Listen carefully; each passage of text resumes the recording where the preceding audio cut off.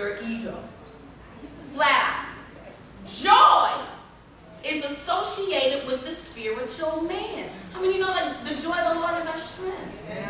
It's in joy that you will find relief and satisfaction. So what you fight begins to strengthen, and what you resist begins to persist.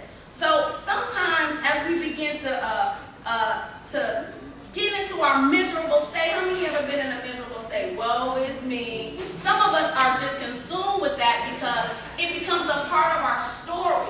We think we get a little bit more attention if we ain't feeling real good, and people ask us how we doing. Oh, I don't know, girl, my back is hurting, you know, my shoes hurt, or my toes hurt, or something's off. But it's a form of us trying to get attention, because again, here you go, ego.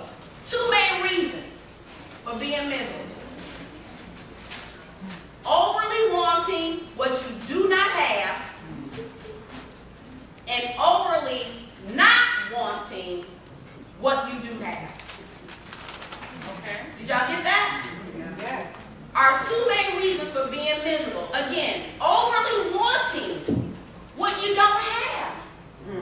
We're constantly observing other people wanting what they have. And we don't know their story. We don't know what they did to get there. Overly not wanting what you do have. You're so blessed. Each and every one of my sisters sitting up here, you're so amazing. This one about to give birth, and you're going to be a great woman of God, and you're so cute and dainty and pretty. You know, we all have something that is of such great resource that it is the devil's position to kill, steal, and destroy. But God came that we might have what? Life. And life more abundantly. Yeah. So we've got to keep our lives in a spiritual aspect, or from a spiritual view. Number one, we got to feel the pain. Everybody say feel. Feel. When things happen to you, feel that. You got to cry. Cry. Get on your knees and cry out unto the Lord. Father, I stretch my hands to thee. No other help I know, because life gets hard. But it's those challenges. It's that misery that is not from misery to ministry. But catch this. Misery is your ministry. It is your ministry. Because as long as we allow that spirit of ego, that spirit of failure, that spirit that sisters can't come together, that spirit that you're insufficient, that spirit that we're guilty, that spirit that we can't excel and we can't go beyond our expectations and our environment, that's a lie from the pit of hell. Yes. And as long as you continue to consume it, my drug of choice, the news. I love. It's better than a reality TV show to me. Because every time at, 2, 4, and 7, you're going to see that someone got shot. What is that? What it does is it keeps me in a fear state. But what we've got to do is, number one, begin to feel. We've got to feel what we're going through.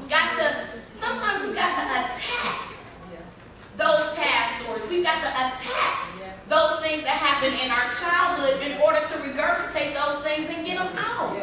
That's what's keeping us miserable sometimes. That we don't seek the truth, because the truth is what sets us free. How many believe that? So sometimes you got to dig a little deep. Sometimes you got to go to those places that you really don't want to go to. Sometimes you got to open up them closets and let some of those bones fly out, even though you don't want to. But it is through that you can begin to feel, and then guess what? Then you can deal with those issues. It's forgiveness from ourselves, and for others that frees us. It is gratitude. Stop being so unappreciative. Amen. Y'all the most unappreciative people ever. I'm glad I'm not God, because He cannot please you all. We're constantly never thankful for what we have, because we don't have enough, we don't get enough, we don't want enough, we don't do enough. But it is that spirit for this day. Lord, I thank you for who I am. Lord, I thank you that I'm funny looking. I thank you that I'm short and tiny, or I thank you that, I got a long